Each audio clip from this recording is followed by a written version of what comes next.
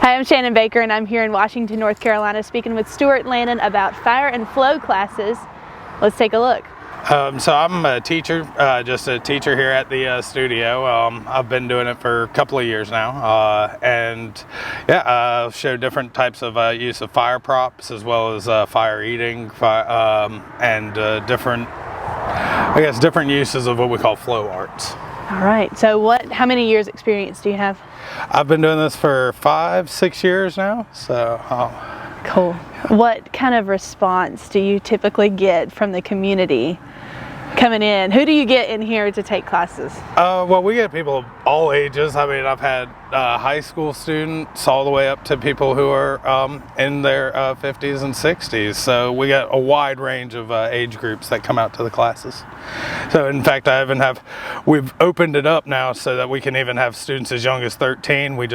They're not using fire. So we do put an age limit on fire usage. So is there kind of a step-by-step process to how you get people prepared to handle it, or? Yep. First, I always start with poi, using poi first, as I feel like it's a good basis. And we start with LEDs or practice pois until they can get comfortable enough to move into the world of fire. And I generally start then from some other areas, because the one thing about working with fire is you got to be comfortable with it first. So it's a slower process building up to it, but we want to be safe about it. So when you start a class, what do you typically, what's your introductory statement? What do you say to people when they come in? Well, there's two main things to remember about spinning fire pois and working with fire. Safety is our number one priority of other people as well as ourselves, and of course the property and things that are around us. And of course, then we're learning into using the actual props.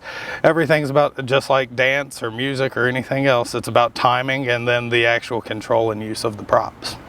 Awesome. Do you mind showing us some of your equipment and Sure. telling us what it's used for? So these are a few of the different fire toys we have here, and then these are actually some of the LEDs that we start with.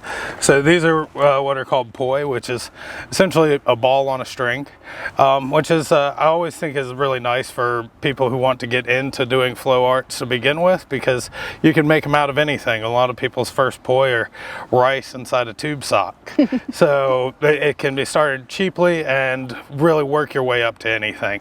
So we got poi here. I also do quarter staves. There's a levy wand. This is the levy wand.